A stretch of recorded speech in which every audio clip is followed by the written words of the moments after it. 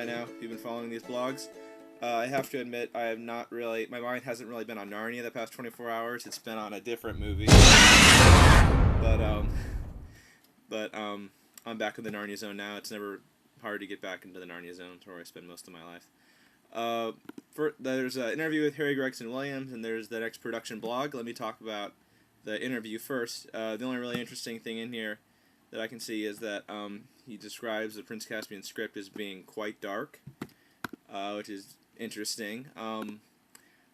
Unlike most people, like when you talk about it being more dark, I get a little more uncomfortable than most because Narnia isn't dark. Although I do think that Lion, the Witch, and the Wardrobe, the book, was darker than the movie ended up, and so when he describes it as quite dark, that's actually kind of encouraging to me. Like if it's gonna be darker than Wardrobe, it certainly should be.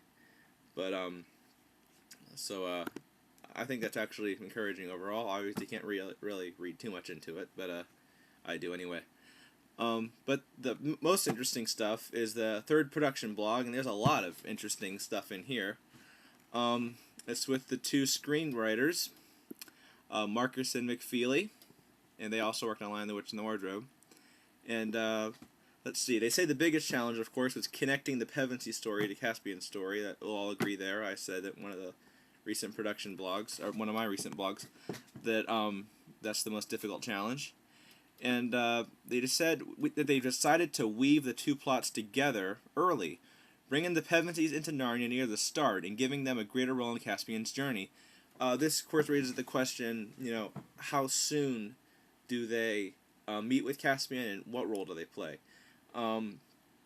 Basically, it seems to me they're trying to say that they're trying to get the Pevensies directly involved with Caspian as soon as possible. But I still don't see how they can avoid using flashbacks, because I'm assuming they're not changing the way they get into Narnia, Susan Torn. I'm going to assume they don't change that.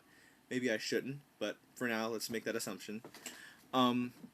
So if Caspian has blown the horn, and they're called into Narnia, that means he's already in trouble. So at the very least, he must have fled the castle. And I can't see another way to show that except in flashback, unless they decided not to show it at all, which that would be a shame. But so it still seems to me that some flashbacks are necessary, which I think is great, because it still means they have to connect. They can't have that moment that it's so important to me, where they connect their story with the horn.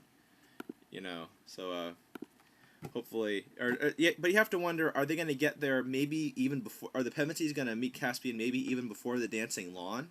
Maybe sooner. I don't know. Maybe they'll fight a few battles with him, and then Peter will get the idea. Oh, we should do single combat. So they've obviously had to really rework this story, and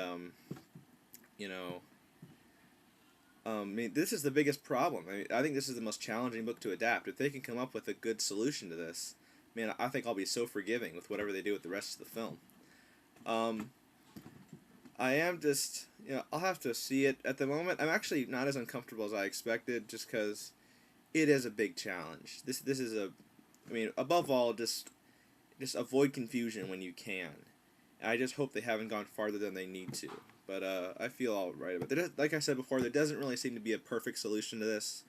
So whatever they end up with, we're probably just going to have to take it, unless I can think of better stuff, which maybe I can. I don't know.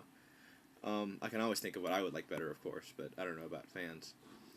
One interesting thing he says, he talks about developing alliances and antagonisms that would evolve when we toss 3 kings and 2 queens together in the same room. The 3 kings, of course, Edmund, Peter, Caspian, the 2 queens, Susan, and Lucy.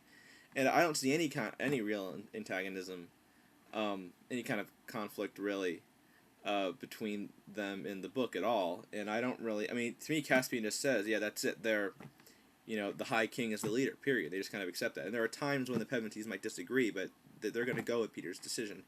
So that doesn't really seem relevant to the story to me. We'll see. Let's see. Oh, he talks about how Lewis does talk about how the journey of a kid into a king, but he doesn't really talk about a king back into a kid. And the reason Lewis doesn't talk about this, I think, is that it's irrelevant, basically. The stories are about normal people, normal kids even, becoming kings and queens in Narnia. And the story of the journey back is so irrelevant.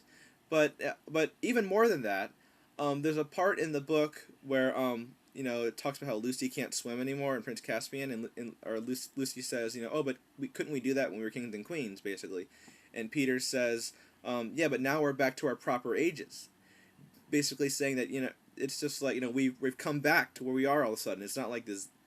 I don't know. What I'm really trying to say is, there's a scene at the end of Lion, the Witch, and the Wardrobe after they become queens where it says if ever they remembered their lives in this world, it was only as one remembers a dream. I kind of think of that the same way when they come back. It's just like waking up after a long dream, and it isn't as if they've acquired all this knowledge and they feel like they've had all this experience of reigning for 20 years, or 20 some odd years. I don't have the exact number in front of me, but so I really don't think that's just not an issue, period. And even if it was, it's totally irrelevant to the story. I can't see how they can spend much time on it anyway, in the story. But it's not even worth mentioning. I think it's just not relevant to the story at all. Let's see, what else do they have here?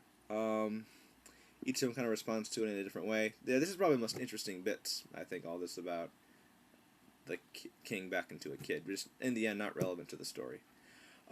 Overall, I feel as comfortable as I can be. Like I said, it's the most difficult book to adapt, and they're going to do what they can with it. I mean, I can't imagine being happy with what they come up with, because there just doesn't seem to be a great way of doing it. And so, at best, I think I'm just going to have to reluctantly say, well, that's about as good as can be done. It's a very challenging story to adapt, and hopefully they'll still... obviously, whatever they do, the most important thing is to stay true to the idea of, and kind of the irony of the Pevensies coming back to a place 1,300 years later, and a lot of people don't even believe in them anymore. Kind of the irony of that, and how it's like now they're the myth becoming real. That is, to me, the most important.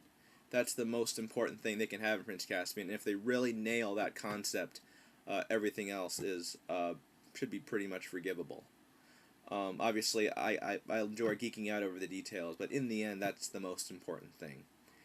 And I kind of wish he had mentioned that. They kind of mentioned a little bit about it being 1,300 years later. And by the way, that is final confirmation. If there was any doubt from the press release or whatever that they were doing 400 years later instead of over 1,000, there it is, 1,300 years later. The screenwriter said it. So there you go. So there definitely won't be any dumbness, even if Gresham said it. But okay, so still looking. Can't wait to see the movie, and probably go see Spider-Man 3 again tomorrow, and I'll be out of the Narnia zone for 2 hours. But